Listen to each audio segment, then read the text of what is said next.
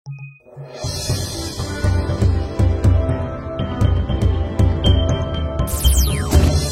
pemirsa, bagaimana kabar Anda? Senang sekali saya Andy Chiu bisa berjumpa lagi dengan Anda dalam Ni Hao Tiongkok. Beragam informasi aktual dan menarik seputar Tiongkok siap kami sajikan untuk Anda. Segera kita mulai berita pertama. Jenny Shipley, mantan Perdana Menteri Selandia Baru, menggambarkan perkembangan Tiongkok sebagai salah satu kisah paling luar biasa dalam beberapa abad terakhir, memuji pengaruh global negara itu yang terus tumbuh dan komitmen berkelanjutan terhadap keterbukaan serta inovasi ilmiah dan teknologi. Shipley berkunjung ke Tiongkok pada akhir Maret 2025 untuk menghadiri konferensi tahanan Forum Puao untuk Asia atau BFA yang berlangsung di kota Puao, Provinsi Hainan, Tiongkok Selatan beberapa waktu lalu. Dalam wawancara eksklusif dengan CCTV, Shipley, anggota lama Komite Penasehat BFA, berbagi pandangannya tentang tema acara tahun ini, Asia di Dunia yang Berubah Menuju Masa Depan Bersama, dan tentang peran benua tersebut dalam urusan global dengan menyerukan ketenangan yang lebih besar di tengah landscape internasional yang semakin tidak menentu. The topic was perfect for the time. It allowed everybody who was present to really focus on the current circumstances. And look, a resilient Asia is what we need. It's not a moment for us to lose our confidence, to be overly distracted. We need to remember that Asia has been the engine room for the global economy for at least the last decade. And even in the forward projections, Asia is going to be where most of the activity is. And yes, of course, there are some very significant international distractions, but I think it's a moment to be calm. The Boao Forum really looked at how collaboration can make the difference, and how to use RCEP, for example, how to revitalize APEC, how to think about bringing China into the CPTPP, other opportunities that really still continue to grow trade and prosperity for our region. That was very constructive. Shipley lebih lanjut menyoroti momentum inovasi Tiongkok dengan mengutip kemajuan dalam kendaraan listrik, kecerdasan buatan, dan teknologi dalam negeri seperti model bahasa besar DeepSeek.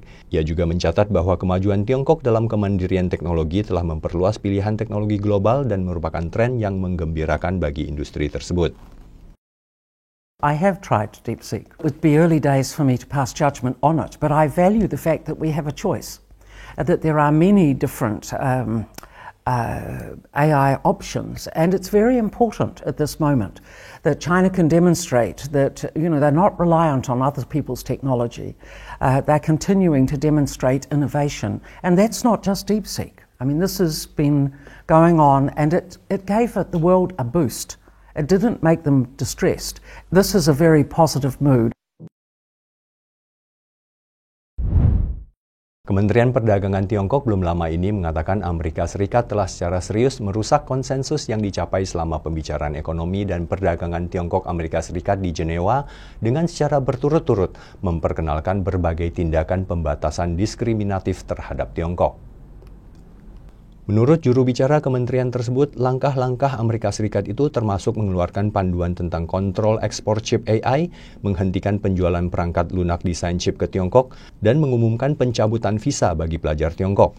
Jubir itu mengatakan tindakan-tindakan tersebut sangat melanggar konsensus yang dicapai selama panggilan telepon antara kedua kepala negara pada tanggal 17 Januari 2025 dan sangat merugikan hak dan kepentingan sah Tiongkok. Menurutnya, Amerika Serikat secara sepihak dan berulang kali memprovokasi ketegangan ekonomi dan perdagangan baru, memperburuk ketidakpastian dan ketidakstabilan dalam hubungan ekonomi dan perdagangan bilateral.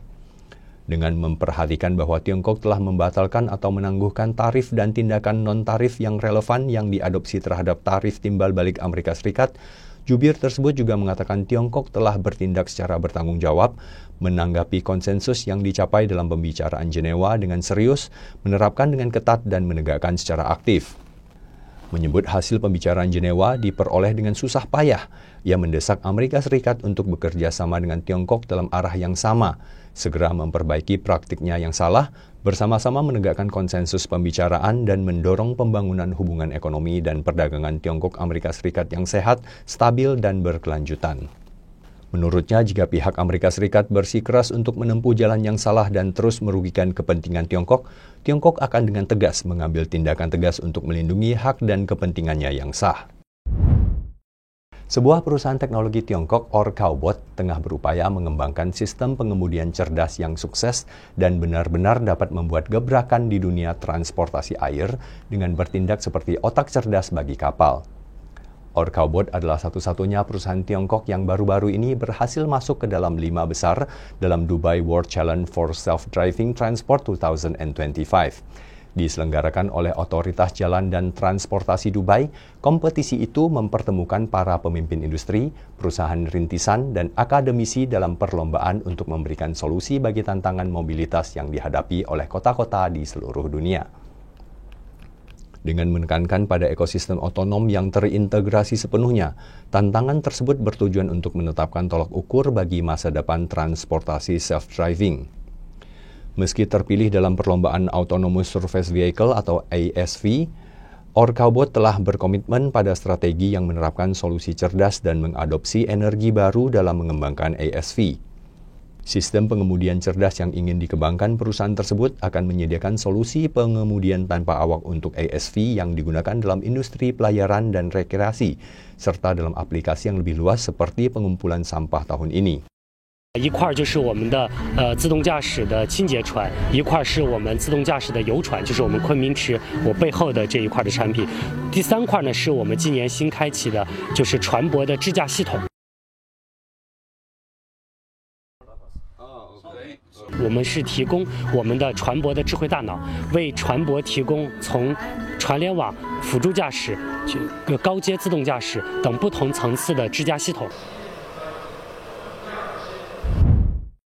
Para pelancong Uzbekistan di Tiongkok mengungkapkan bahwa perjanjian pembebasan visa bersama Tiongkok-Uzbekistan yang mulai berlaku pada hari Minggu 1 Juni 2025 telah sangat memudahkan bisnis dan pariwisata antara kedua negara. Pada hari Minggu 1 Juni 2025 pukul 7 pagi, penerbangan CZ6030 dari Tashkent, ibu kota Uzbekistan, mendarat di Bandara Internasional Urumqi Tianshan di daerah otonomi Uighur Xinjiang, Barat Laut Tiongkok.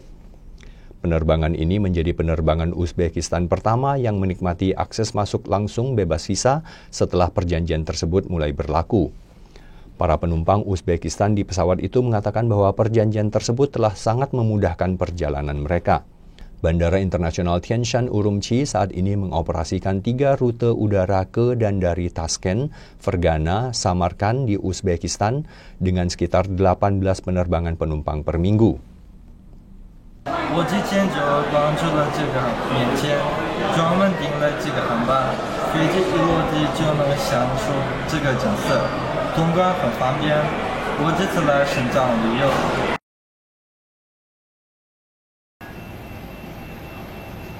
Здравствуйте, первый раз в Китае нахожусь. Оказывается, с Узбекистаном и Китаем между собой открыли безвизовый режим. Исходя из этого, мы пришли сюда на Урумчи.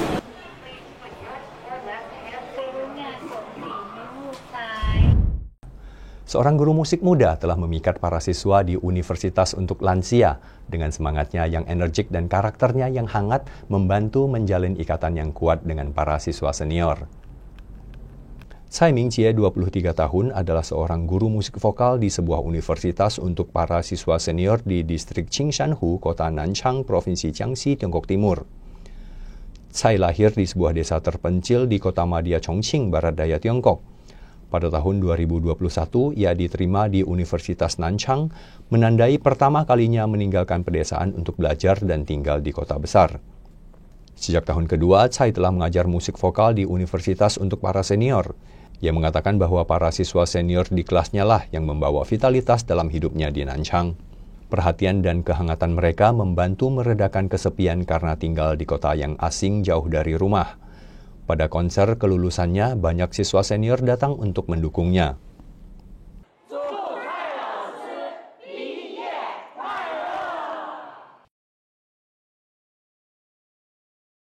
记得印象最深刻的是什么呢？就是我的毕业音乐会。其实因为我自己的父母没有在南昌这边嘛，但是我看到台下有这么多爷爷奶奶、这些叔叔阿姨都在的时候，这个音乐厅家长最多的就是我。但是有一位奶奶她突然跟我讲，她说：“蔡老师，其实我们可能说节目多么精彩，其实他们并不在意。其实他们在意的是，其实更多就想把我自己当他们的孩子，他们自己的孩子要毕业了，开毕业音乐会了，他们作为家长是一定要来支持的。Kelasnya yang diadakan setiap Selasa pagi untuk para siswa dengan usia rata-rata 65 tahun telah digambarkan oleh para siswa sebagai kelas yang paling enggan mereka lewatkan dan kelas yang paling enggan mereka tinggalkan. Saat memilih lagu, Chai sering memilih yang disukai oleh para siswa senior dan menggabungkan teknik menyanyi populer untuk memberikan nuansa yang lebih muda dan lebih energik pada lagu-lagu klasik tersebut.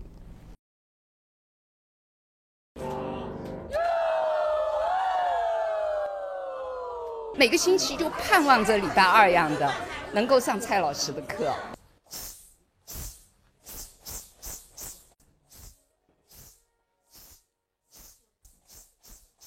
又唱又跳的，很开心，真的是很开心。上了他的课，我们感觉到都更有活力了。